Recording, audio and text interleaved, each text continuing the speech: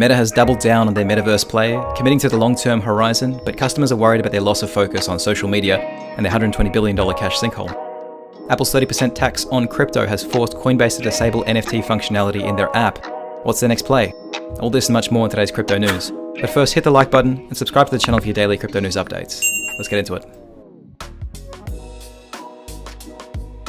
Meta CEO Mark Zuckerberg still long-term optimistic on Metaverse. Billions of dollars have been poured into Meta's virtual world with little return on investment, but CEO Mark Zuckerberg is holding fast. He wants people to know the company is still focused on social media. Mark tried to allay fears that the company was putting the Metaverse ahead of its social media product, which have led to a 64% decline in Meta's share value over the last 12 months and massive layoffs. He said there's a perception that the company is solely focused on the Metaverse that he needed to clarify that is not the case. It could be that changing the company name to Meta and announcing the large Metaverse enterprise gave a perception that it's taking the main focus of the company's attention. Maybe they jumped on the publicity a little too fast and instead should have waited for it to be built out and developed a little more first. Although given how many billions of dollars have been pumped into Meta's Metaverse, I think it makes sense that they had to give some public explanation for what exactly is going on. Here's a quote from a conference that Mark was at over the last few days. "I think things look very different on a 10-year time horizon than at the zone we're focused in for the next few years. I'm still completely optimistic about all the things that we've been optimistic about. Clearly the long-term vision for the company is Metaverse focused, but the shift is causing shareholders to panic because it's such a significant turn from social media to the Metaverse. The Metaverse encompasses a bunch of new things that social media isn't dependent on. Crypto technology, AR, VR,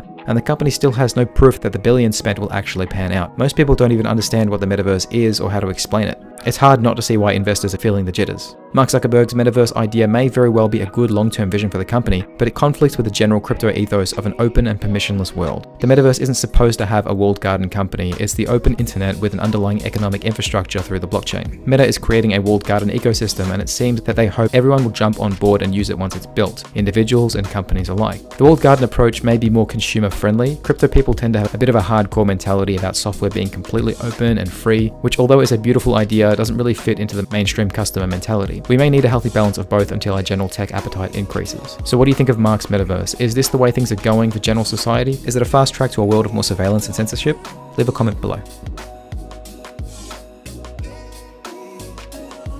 Apple forces Coinbase to disable NFT transfers on its wallet app. Apple is demanding that Coinbase pay a 30% tax on gas fees used to transfer in-app NFTs. Coinbase's wallet iOS application no longer supports NFT transactions because of Apple's strict new policies on NFTs, which were announced in October. Here's the quote. "You might have noticed that you can't send NFTs on the Coinbase wallet iOS anymore. This is because Apple blocked our last app release until we disable the feature," the Coinbase wallet account shared on Twitter on Thursday.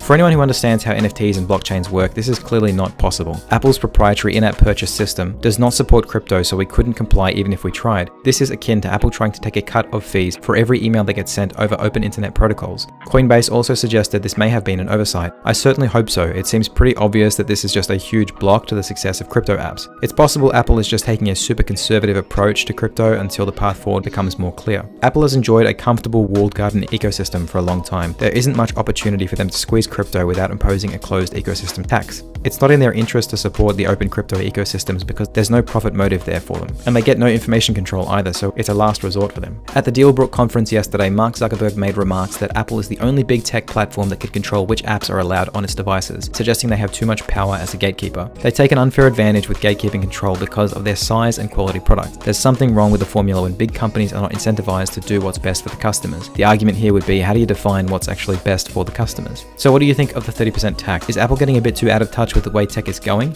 I'm keen to hear what you think. Leave a comment below. If you haven't already, hit the like button and subscribe for more daily crypto news content.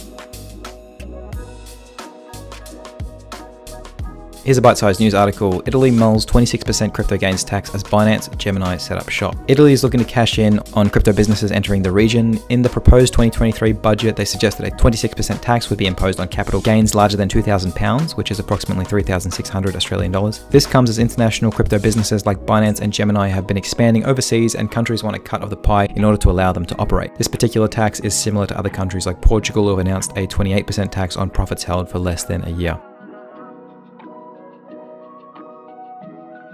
CFTC chief says Bitcoin is the only commodity in the wake of FTX collapse. Here's an interesting one from the regulators in the US. The CFTC chief says Bitcoin is the only commodity in the wake of the FTX collapse. This is so relevant because crypto regulation tends to flow downstream from how our friends in the US handle things. The chief of the United States Commodity Futures Trading Commission, Rosen Benham, claimed Bitcoin is the only asset that can be viewed as a commodity during an invite-only event at Princeton University, reported by Fortune magazine. Bitcoin is unanimously seen as a non-security because of its true decentralized nature. Whereas the status of Ether and other cryptocurrencies have been a controversial topic, Ripple is currently facing a security lawsuit from the SEC as well. So they're saying that Bitcoin is truly decentralized. This is certainly a spectrum argument and not absolute. There are ways in which Bitcoin isn't decentralized. In mining, for example, a handful of companies mine most of the Bitcoin blocks. But it's clear that we're seeing that Bitcoin is the most decentralized with the least risk as compared to Ether and the other cryptocurrencies. These would be difficult calls to make. I think the fact that the founder of Bitcoin has remained anonymous and has not showed his face for over a decade certainly gives the feel that the protocol runs by itself organically. But this is only the information we have now. For all we know, Satoshi could start communicating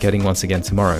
It's not the same with Ethereum. Vitalik Buterin is out in the open and expresses his clear opinions on social media. Monk-like and balanced as he isn't infallible to corruption. Just recently he made a joke tweet that inspired a pump and dump meme coin called The. This joke could have been debated by lawyers if it was taken seriously enough. Since the contagion effects of this year, there have been several seemingly random arrests and warrants out for people who are participating in various crypto projects, even developers like the Tornado Cash incident. I actually agree with only keeping Bitcoin as a security. I think since we have experienced the events of this year, we can see that during times of uncertainty, it's Bitcoin's minimalism and transparency that shines through as the working system. What do you think about their decision? Is it a little too stringent to not at least include ETH as a security?